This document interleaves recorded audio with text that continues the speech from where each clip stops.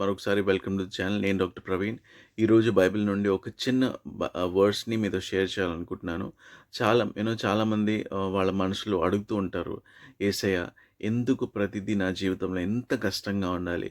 ఎంత నొప్పి నుంచి నేను ఎందుకు నడుస్తున్నాను ప్రభువా? సో, ఆహ్, కీర్తనలో 23వ అధ్యాయం 4వ వచనంలో రాయబడింది. గాఢాంధకారపు లోయలో నేను సంచరించును, ఏ అపాయముకు భయపడను. నీ దుడ్డు కర్రీ నీవు నాకు తోడై ఉందువు. నీ దుడ్డు కర్రయు నీ దండము నన్ను ఆదరించును. హల్లెలూయా. సో, మనము అంధకారంలో నడిచేటప్పుడు, మనము అంధకారంలో ఉన్నప్పుడే మనకి ఆ వెలుగు ఎక్కడి నుంచి వస్తుందని మనకి కనపడుతుంది.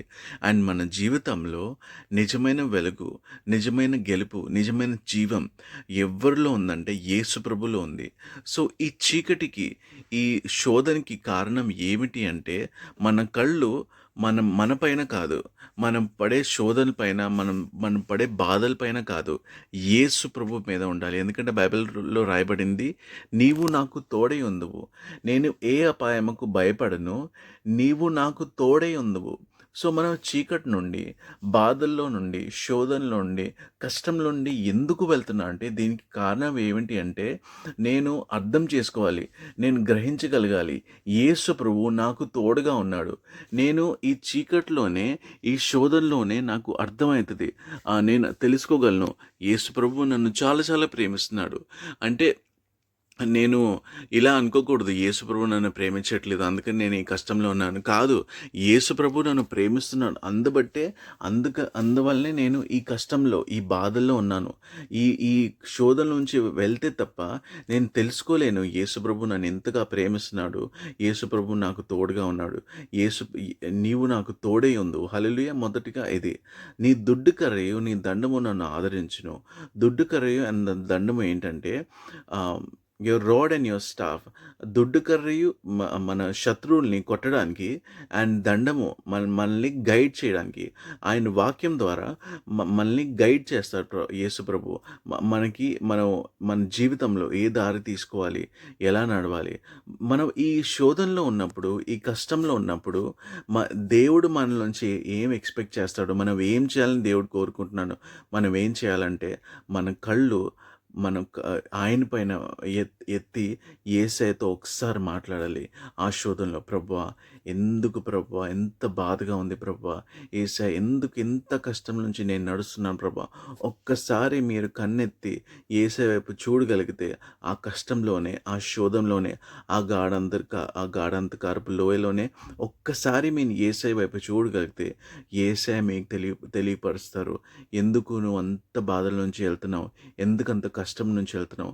ఎందుకంటే దాని తర్వాత వర్స్లో మనం చూస్తాము, నా శత్రువుల ఎదుట నీవు నాకు భోజనం సిద్ధపరిచి ఉన్నావు, నూనెతో నా తల అంటి ఉన్నావు. భోజనం సిద్ధపరిచి దానికి అర్థం ఏంటంటే గెలుపు. ఒక గొప్ప యూదుడికి ఒక గెలుపు ఎలా దేవుడు ఇస్తాడు, అలాంటి గెలుపు, అలాంటి విజయం దేవుడు నీ కొరకు దాచిపెట్టి ఉన్నాడు. కానీ ఈ లోయ నుంచి వెళ్తే తప్ప ఆ విజయాన్ని నువ్వు చూడలేవు. ఆ విజయాన్ని నువ్వు ఎలా చూడాలంటే, మనం కష్టంలో, మన శోధనలో ఉన్నప్పుడు మనం సిలువ వైపు చూడాలి. మనం సిలువ వైపు చూసి, ప్రభువా యేసయ్య, నా కొరకు ఎంతో శ్రమలు అనిపించావు ప్రభా. సెలవులో ఎంతో ఘోరమైన శ్రమలు అనిపించావు. కొరడ దెబ్బలతో కొట్టబడ్డావు. నా అతిక్రమ క్లియర్ కొరకు నీవు గాయపరచబడ్డావు ప్రభా. నీవు పొందిన దెబ్బల చేత నాకు స్వస్థత కలుగుచున్నది. నిజమే ప్రభువా, నువ్వు అనుభవించిన శ్రమలు ఎంతో ఘోరమైనవి ప్రభువా. అప్పుడు మీ శ్రమలు, మీ శోధనలు మీకు చాలా చిన్నగా కనిపిస్తాయి. అండ్ మీ కళ్ళు మీ శ్రమల పైన కాదు, యేసయ్య ప్రేమ పైన ఉంటుంది. అండ్ ఎప్పుడైతే మీరు అది చూస్తారో, మీ శోధనలోనే, ఆ అంధకారపు లోయలోనే మీరు ఎప్పుడైతే గ్రహిస్తారో, యేసు ప్రభువు నన్ను చాలా చాలా ప్రేమిస్తున్నాడు, యేసయ్య నాకు తోడుగా ఉన్నాడు, అప్పుడు మీ శోధన, మీ సఫరింగ్ ఇలా ముగిసిపోయి, మీరు యేసు ప్రభు మీ శత్రువుల ఎదుట ఏదైతే భోజనం సిద్ధపరిచి ఉన్నారో దానిలోకి మీరు అడుగు పెడతారు యేసుక్రీస్తు నామములో. హల్లెలూయా. ఎవరైతే మీ జీవితంలో మిమ్మల్ని విరగొట్టారో వాళ్ళ ముందే దేవుడు మిమ్మల్ని తిరిగి కడతాడు. అందరు చూస్తారు దేవుడు మీకు ఇచ్చిన గొప్ప విజయం ఎలా ఉంటుందో, అందరు చూస్తారు.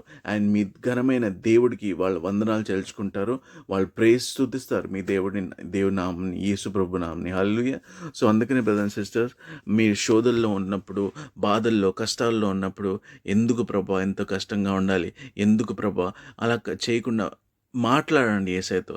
యేసయ్య, ప్రభువా చాలా ఇబ్బందిగా ఉంది, యేసయ్య చాలా కష్టంగా ఉంది ప్రభువా, దయచేసి ఈ పరిస్థితుల్లో నాతో ఏం చెప్పాలనుకుంటున్నావో నాకు తెలియపరచండి ప్రభువా. వాక్యం ద్వారా నాతో మాట్లాడండి ప్రభువా. నేను మొరపెడుతున్నా ప్రభువా. ఈ ఈ కష్టం నుంచి నన్ను దాటించండి ప్రభువా. ఈ బాధలు నా జీవితం నుంచి తీసివేయండి ప్రభువా. నాకు తెలియపరచండి ప్రభువా. నీవు నా కోసం ఏం దాచిపెట్టావు.